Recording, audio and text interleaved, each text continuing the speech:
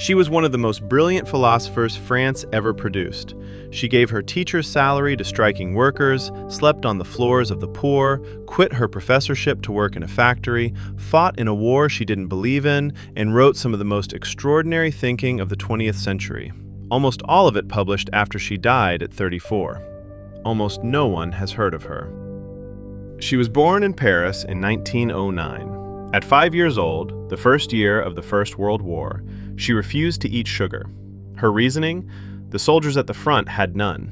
She would not have what they could not have.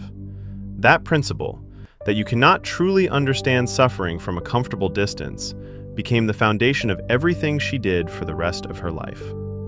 In 1934, she left her philosophy professorship and went to work in a Renault car factory, incognito, on the production line for a full year.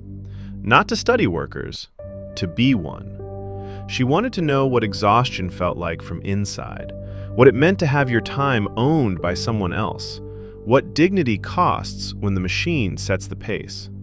She wrote about it with a precision no academic had ever matched, because she had lived it.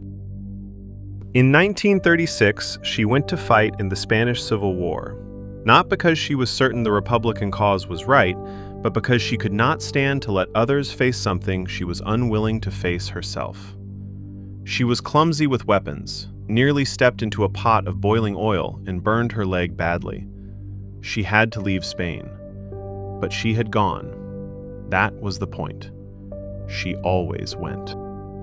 In London in 1943, working for the Free French, she wrote 800 pages in 4 months, sleeping 3 hours a night. She was writing The Need for Roots, one of the great political and philosophical texts of the 20th century, at the request of the Free French government. Albert Camus, who later published it, called it essential reading for anyone who wanted to understand how to rebuild civilization after war. She never saw it published. Her name was Simone Weil. She died on August 24, 1943.